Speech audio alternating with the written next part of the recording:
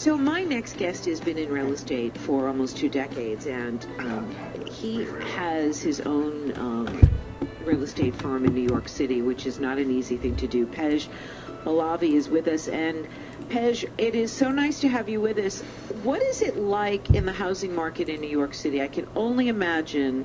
You talk about stress, huh?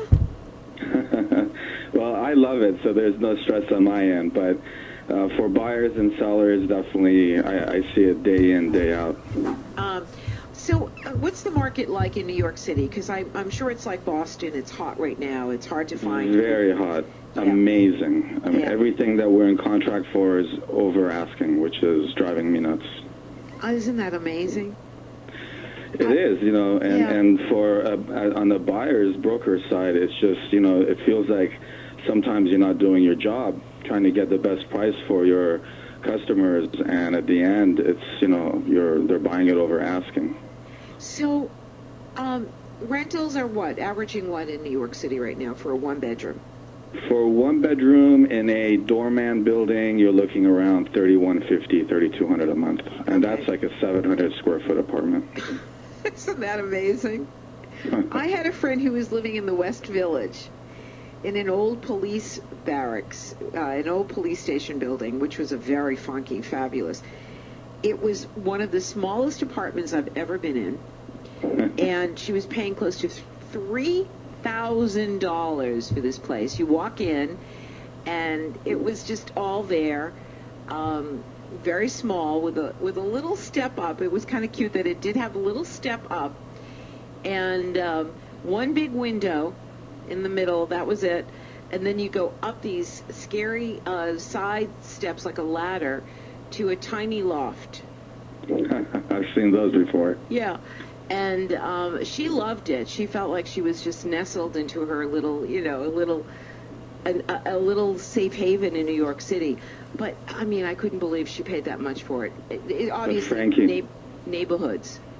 But it is. That's exactly what I was going to say, Frankie. It's one of the most amazing neighborhoods, West Village. Yeah, it's a great neighborhood. It's such a safe, wonderful... She was right across the street from the Donna Karan building and, right there in the heart of everything.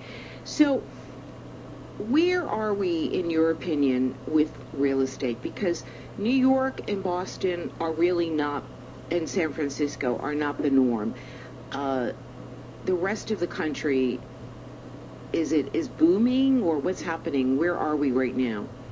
Well, the three markets that you just named, there's always a demand for it. So our prices remain high. San Francisco is still one of the most expensive cities to live in. Yes. New York is in the top 10.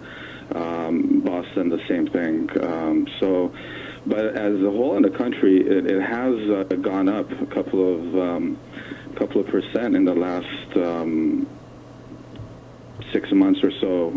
We do see a national trend moving up. So I look forward to a positive market this summer. Do you think, is it when you have a market like New York, San Francisco, Boston, do you buy, or do you stay if you can afford it, or do you just rent until things settle down? Because it just seems to me, I have a friend who bought in this building that I'm renting in, that I live in. She bought a few years ago, and she did not make any money for her unit.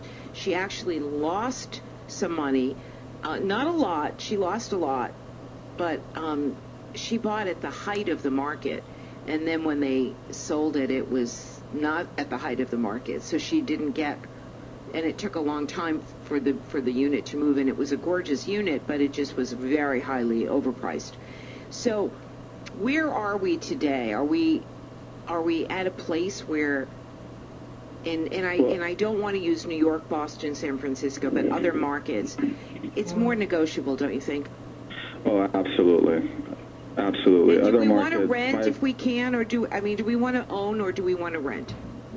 Well, the mentality for Americans is to own. I mean, if you've made it, the theory is if you own your home, you've made it. And it's really not that. If you go outside of the country, it's not like that. But why throw your money into somebody else's pocket and you're not earning anything, you don't have anything to show for it? So when you're renting, you're lining the pocket of somebody else, that landlord. Meanwhile, you could have that same rent in New York. Right now, the $3,000, $3,500 a month is the same mortgage as about $600,000-$700,000 mortgage. So buying something and paying that into that equity, building up that equity into your own apartment is, in my opinion, better, safer. Yep. Safer, yeah. If I gave you you've been doing this for a while, so if I gave you the crystal ball, where are we going to be in another 5 years? The market's going to go up. I think as it's slowly inching up back to where we were when the real estate market fell so drastically. We're inching up, and I think in 5 years you're going to see a strong market again. You're going to see a lot of apartment buildings being built in New York. There's been a lot of new developments happening and licenses going out for new developments. So I think the outlook is really good. Right now it's a seller's market, so if you're really thinking about selling your home or apartment, is a good time to do it, especially in the markets that you named. Inventory is extremely low. That's why everything is going over asking. So if someone wanted to spend a few months in New York City this spring, early summer, can they get a sublease at a decent rate for a studio? For a studio, we do work with a lot of short-term. My firm handles a lot of celebrities that come in and out of New York, and so the high-end market short-term, a studio or a one-bedroom, you're looking at probably $4,000 to $5,000 a month. Yeah, unbelievable. It just really is extraordinary. Boy, it's amazing. All right, what's the best website for more information about you and your company, Pej? BarlaviRealty.com. That's BarlaviRealty.com. Thanks so much for being with us today. It was a pleasure. Thank you for having me today. All of pleasure you, talking to you. Thank you all for being with us. This has been another edition of the Frankie Boyer Show. Make it a great day, everybody, and smile.